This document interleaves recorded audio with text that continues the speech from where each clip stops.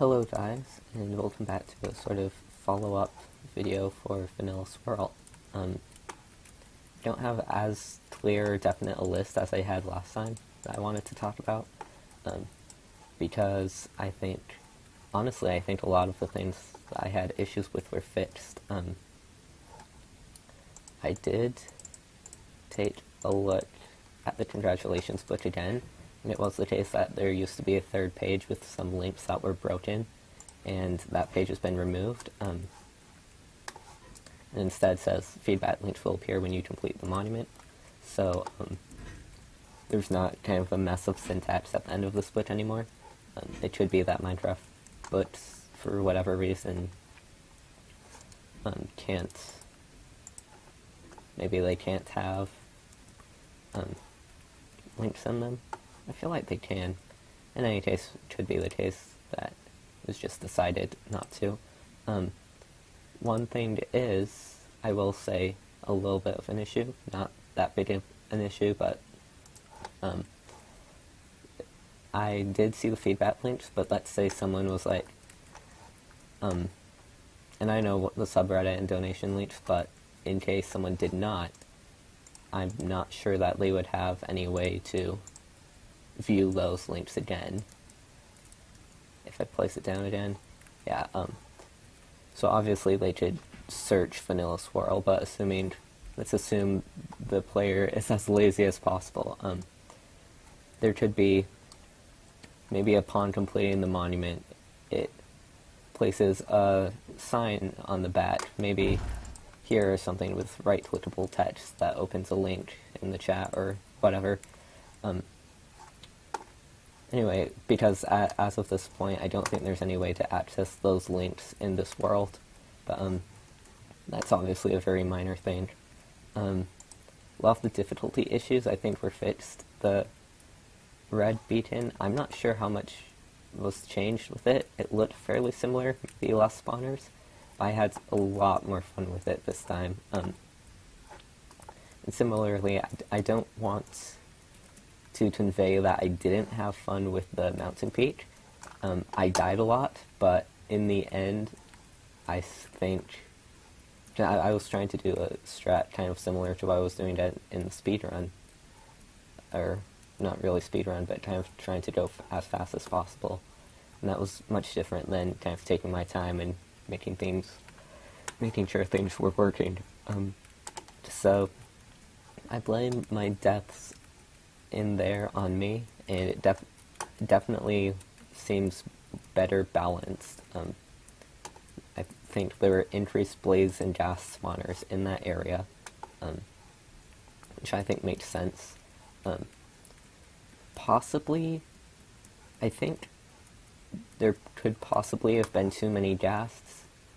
I'm not sure if the ghast spawners necessarily need to be decreased, a way to keep up the ghast frequency without having to get rid of or I guess a way to limit the ghast frequency without getting rid of the spawners, so it's not like you have to destroy one spawner and you're done, would be, and this may already be the case, but limiting the number of mobs each spawner can spawn at once. So example, if there are 4 ghast spawners and I run in, I'll only spawn 4 ghasts if they're primed, and not 2 or 3 ghasts per each of the 4 spawners. I didn't have a clear enough idea to notice if that was the case, so I might want to look into that, but that is something I wanted to point out. And it could be the balancing just fine, but because I know my armor was breaking as I was attacking. Anyway, one of the other things I noticed, this is my own personal thing, I noticed that I never read the teleport book, or the teleport hub book, because I was like, oh, I already know what all this villager stuff is, why would I need to read it? Well, turns out, this last page, there's a warning, it says, for example, electric lighter wings may no longer deploy, and I think I was having that issue, so I eventually did relog, but if I was a bit smarter, I would have really checked everything again, because this would have prevented some confusion on my part. The big thing is this monument, this bonus monument. I really liked having this little kind of extra challenge. Not gonna lie, I was feeling quite entitled and expected some kind of special loot after completing this, but there was none. There was just beautiful fireworks. So my entitled Minecraft character was a little bit disappointed, but I was still pleased. It feels good to have this completed. I noticed today, the day I'm recording this, is the first episode of Dr. Brian Lorgon and Kurt J. Matt's playthrough, and they have this monument as well, and I noticed that some of the items had, for example, like this, and I'm assuming that means those chests do not appear in the world, which makes sense, but I'm quite happy that I happen to choose a world where all 16 chests, or all 16 colors appear. Yeah, I didn't want all 16, right? Yeah, all 16. So I think I got a little bit lucky there. I didn't use the infinitely stained eye that much, but I think it was still really neat, and I did use it to kind of look at and inspect the monument, or the mountain peak. Similarly, if you wanted to zoom in, this is another good way, especially when it's all night and dark and you can't see. So yes, that's that. I think it made a lot more sense that all of the monuments were in areas with beacons, rather than one being in the mountain peak without a beacon, and then the green beacon not having one. I think that was a good way to address the kind of issue I pointed out last time. Like, not an issue, but I was like, oh, I wanted to block after the green beacon. I was expecting one and went back and all that. So this makes a lot more sense. The books were all a lot clearer. You knew where you were going and what to expect. I feel like I kind of chased this one-time use pickaxe, because one of my first instincts was, oh, I should just repair it. And, haha, now I can bring my ender chest wherever and have a fast pickaxe.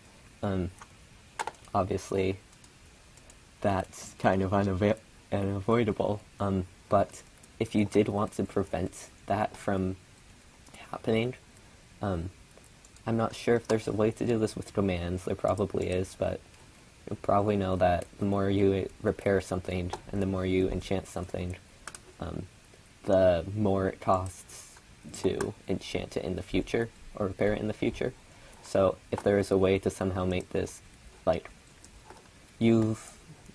to kind of artificially repair and break down and repair and break down it several times, so that if you tried to repair it, it says too expensive, or 30 levels to repair it with one piece of wood or something.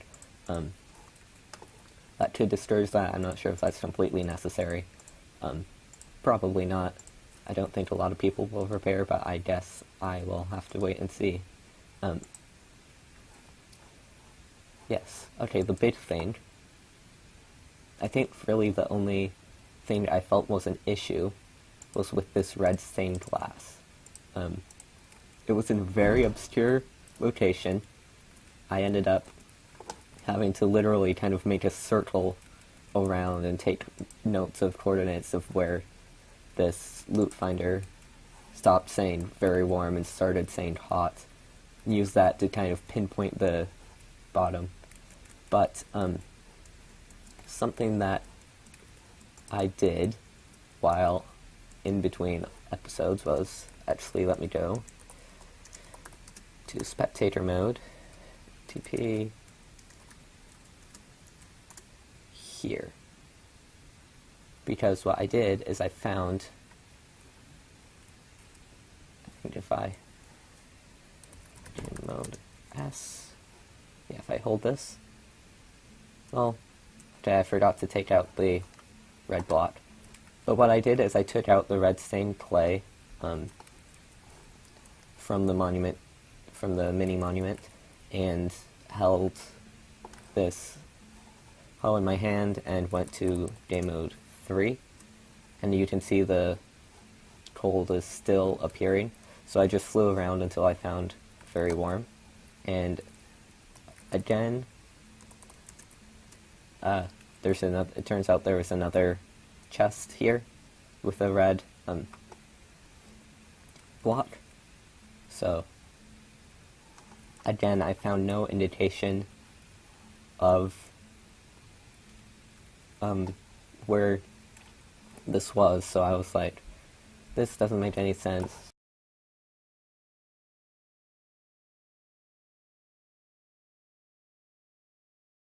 I just wanted to run around on these one more time. Wait.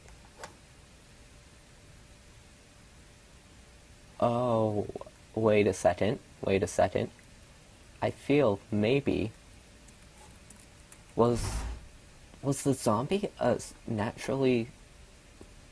the baby zombie with frostwater supposed to spawn? Maybe he was, because if I do this, you'll notice that you can actually read, let's break these, you can actually read, because the armor stands are blocking frostwater. I'll have to double check, but that's a coincidence that maybe is a little bit too coincidental.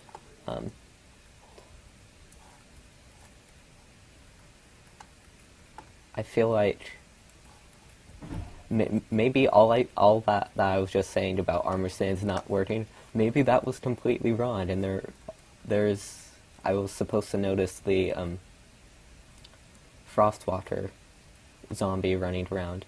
Or maybe I got incredibly lucky with the frostwater boots and just happened to not notice. But that is one of the last things I wanted to bring up. Overall, I found the pacing a lot better. Final Dungeon was just as hectic.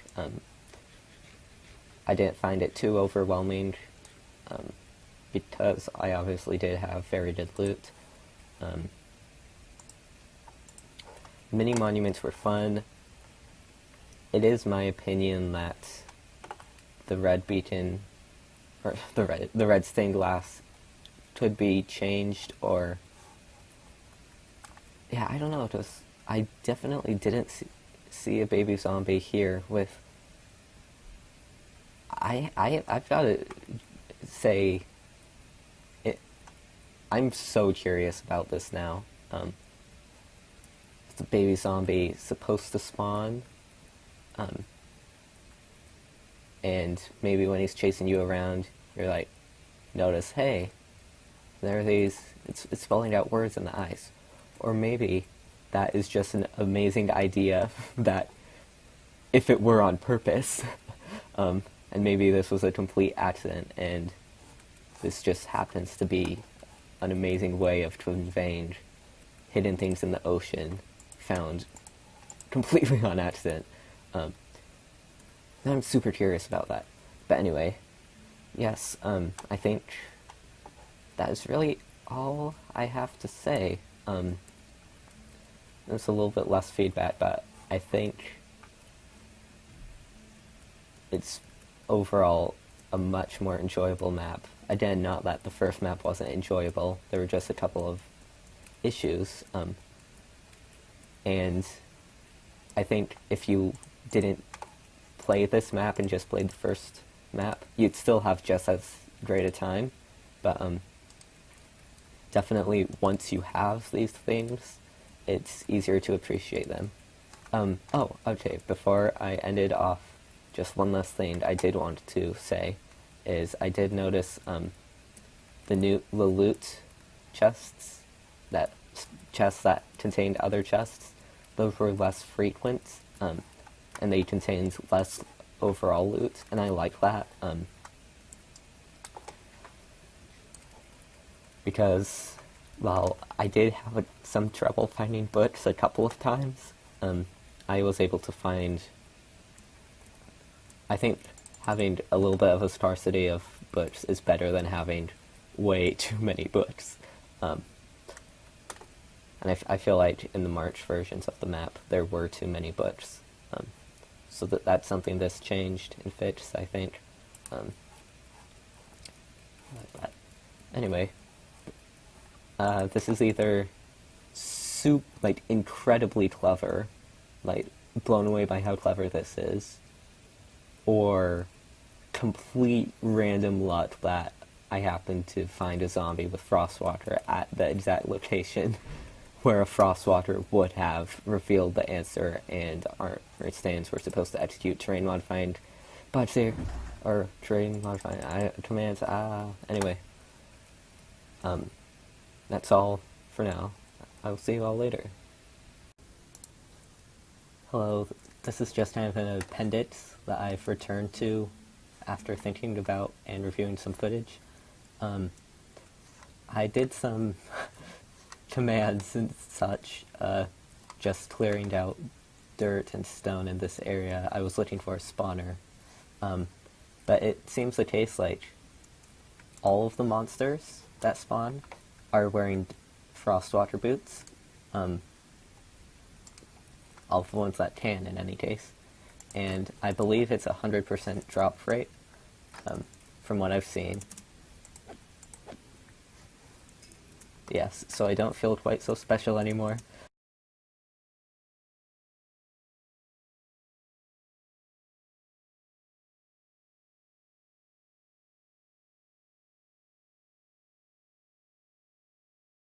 Unfortunately, but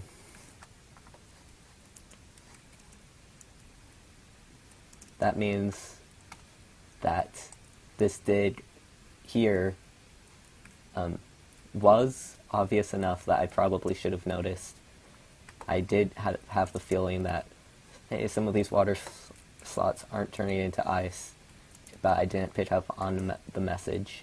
I think this could be just my experience, but I believe that it would be best to avoid placing these red chests in swamps, because you've got other lily pads that spawn in and are kind of distracting, and they have the same effect unless you break them, and you may not have the idea to break a lily pad.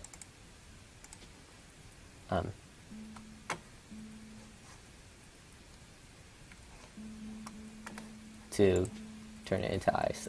You may be like, well, it's already ground. So I take back what I was saying earlier about, yeah, there obviously wasn't anything wrong with the armor stands. They're obviously here just for this. I would, and that does make sense, because since that core map wasn't generated yet, and the save files in the world were all, well, no. Basically, I wouldn't expect things to be executed on the fly. Oh, you come close to the armor stands? I feel like in retrospect, there wouldn't be a need for armor stands anyway, so that wouldn't, if they were going to run terrain modifying commands. So that made sense in my head, but obviously wasn't correct at all. It was actually very incorrect. And one other thing, 100, boom, is I was saying there was no way to get links, but I think there is. I think in this map overview book, there actually is clickable links. So that was also a lie I told in my part about someone wanting to access these links and not having any place to get them if they quit. So it turns out I'm just a liar and had several incorrect hypotheses, but in any case, just wanted to throw that out there.